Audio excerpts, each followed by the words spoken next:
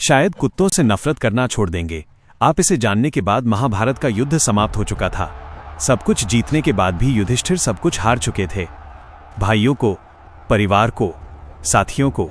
जब वे स्वर्ग की ओर चले तो रास्ता इतना कठोर था कि एक एक करके सभी पांडव गिरते गए।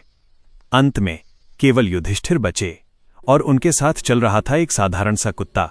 स्वर्ग के द्वार पर देवता इंद्र प्रकट हुए और बोले, युधिष्ठिर, स्वर्ग तुम्हारा है, लेकिन ये कुत्ता नहीं आ सकता। युधिष्ठिर की आंखें भर आईं। उन्होंने कहा, जिसने मुझे कभी अकेला नहीं छोड़ा, मैं उसे छोड़कर स्वर्ग कैसे जा सकता हूं? तभी वो कुत्ता धर्मराज में बदल गया और कहा, वत्स युधिष्ठिर, तुमने आज सिद्ध कर दिया कि धर्म केवल ग्रंथों में नहीं बल्कि आचरण में होता है।